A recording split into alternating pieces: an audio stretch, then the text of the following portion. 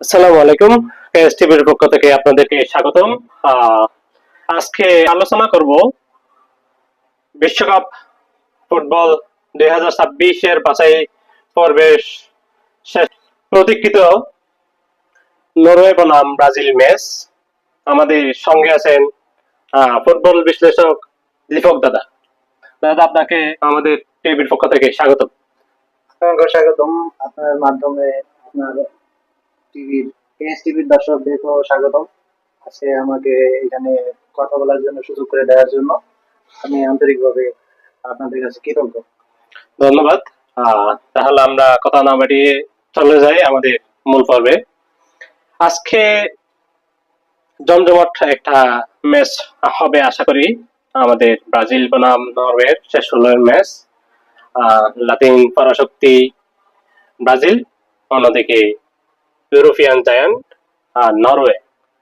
এর মধ্যে আপনার কি মনে হয় যে ম্যাচটা কেমন হবে? অবশ্যই একটা জমজমাট ম্যাচ অপেক্ষা করতেছে বিশ্ববাসীর জন্য। যারা ফুটবল ভক্ত তারা খুবই আনন্দ উপভোগ করবে।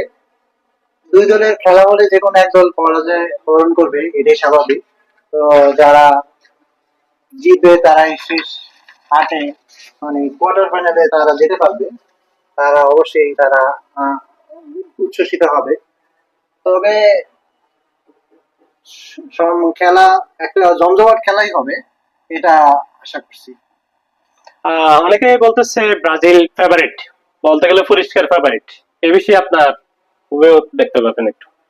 অবশ্যই ব্রাজিল তো 5 বারের বিশ্ব চ্যাম্পিয়ন। অবশ্যই যদি তাদের ভিতরে যদি ওই শক্তিটা না থাকতো তাহলে তারা বিশ্ব চ্যাম্পিয়ন হতে পারতো না। তো 2002 সালের পরে আর সেই ব্রাজিলকে আর খুঁজে পাওয়া যায়নি। ঠিক।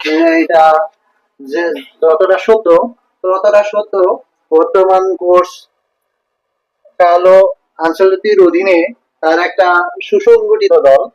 সেই হিসাবে আমি মনে করি ব্রাজিল অবশ্যই এই বিশ্ব চ্যাম্পিয়নে হওয়ার একটা দাবিদার রাখে বিশ্বকাপে। সেই হিসাবে ব্রাজিল একটা পরাশক্তি বলা যাচ্ছে এই বিশ্বকাপে। আচ্ছা, আমি একটু যোগ করি। ব্রাজিল কি এই ম্যাচে কি সাথে থাকবে বলে কি আপনার মনে হয় কিনা? অন্যদিকে যেমন যদি দেখা যায় ওদের উপর প্রত্যাশা সবার চেয়ে বেশি, অন্যদিকে নরওয়ের কিন্তু ওই চাপটা নেই। ওদের হারানোর কিছু নেই নরওয়ে। ওরা প্রথম নকআউট পর্বে, বিশ্বকাপ নকআউট পর্বে ম্যাচটা জিতেছে কিন্তু আইভরি কোস্টের বিরুদ্ধে গত রাউন্ড 32-এ। আপনার কি বলেন? আমি আপনার সাথে একমত, পুরোপুরি একমত। কারণ যার কিছু হারানোর নেই সে হারলে কি আর জিতলে কি। অবশ্যই জিতলে পরবর্তী সেমিফাইনালে খেলার একটা একটা আশা জাগিয়ে থাকবে। ওইদিকে ব্রাজিল 5 বারের বিশ্ব চ্যাম্পিয়ন, তার তো একটা চাপ থাকবেই। কারণ বিশ্ব চ্যাম্পিয়নদের আলাদা একটা চাপ থাকে। তারা সারা বিশ্বে কোটি কোটি দর্শক, তাদের মনে যে চাপটা, সেই চাপটা তো অবশ্যই তাদের। ব্রাজিল কিভাবে খেললে সবচেয়ে বেশি ভালো করবে বলে আপনার মনে হয়? অবশ্যই ব্রাজিলকে বলের নিয়ন্ত্রণ বেশি রাখতে হবে। তবে অযথা যদি বেশি খেলোয়াড় যদি পরিবর্তন করে তাহলে নরওয়ে যে কাউন্টার অ্যাটাক দিবে সে ভয়ঙ্কর হতে পারে। তা আমি মনে করি যে ব্রাজিলের দখলে বেশি বল রাখতে হবে, তাহলেই ভালো হবে ব্রাজিলের জন্য। নরওয়ে যদি প্রথম গোল করে তাহলে ব্রাজিল কি কাউন্টার অ্যাটাকে আসতে পারবে কিনা বা এটা কামব্যাক করতে পারবে কিনা? অবশ্যই ব্রাজিল পারবে, সে সক্ষমতা আছে। প্রথম ম্যাচে মরক্কোর বিপরীতে যখন ব্রাজিল প্রথম গোল খেয়েছে, এক গোলে হজম খেয়েছে, তারপর কামব্যাক দিয়েছে। তারপরে লাস্টে যে ম্যাচটা হয়েছে সেই ম্যাচেও তো আপনি দেখছেন যে ব্রাজিল কামব্যাক দিয়েছে জাপানের সাথে। তো আমি মনে করি নরওয়ের বিপক্ষে প্রথম গোল খেলে কোচ কার্লো আনচেলত্তি আছে, সে কামব্যাক মাস্টার বলা যায়। সেই হিসেবে আশা রাখাই যায়। অবশ্যই তারপরও যেহেতু শেষ 16 ম্যাচ, আমি চাইবো যতটা যে প্রথম গোল হজম না করাই ভালো। সেক্ষেত্রে যেই দলেই প্রথম গোল খাবে সে একটা চাপেই থাকবে।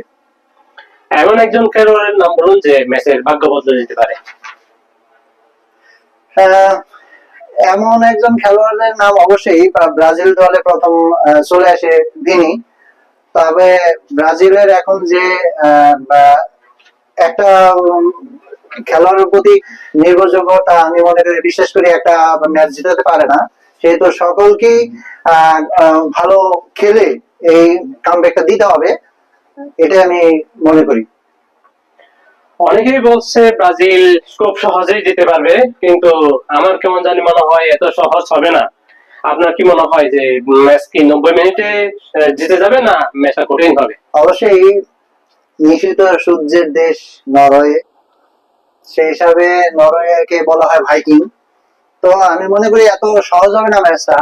তো 90 মিনিটে দুই দলেই চাইবে দুই দলেই যে 90 মিনিটের ভিতরে খেলাটা শেষ হোক, না হলে অতিরিক্ত সময় 30 মিনিট, 120 মিনিটের ভিতরে খেলার শেষ করার সম্ভাবনা 99%।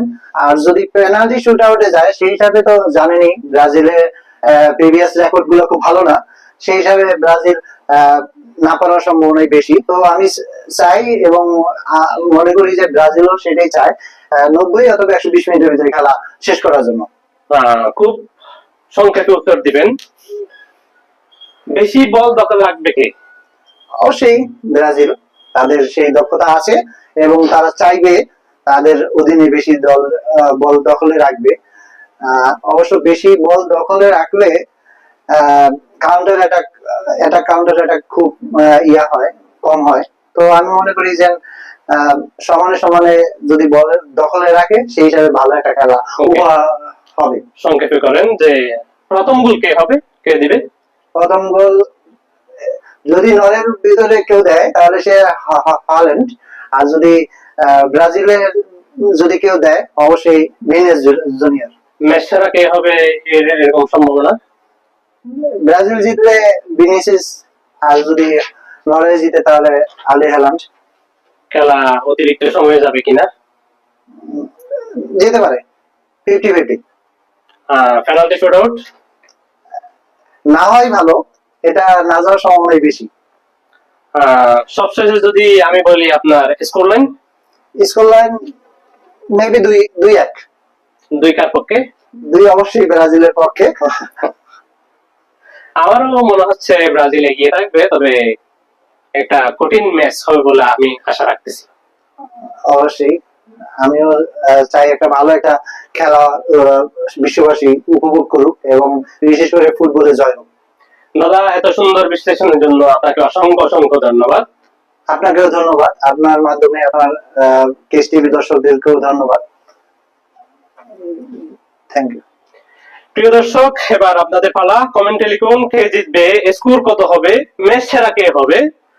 আপনারা আজকের মতো বিদায় নিচ্ছি। আল্লাহ হাফেজ।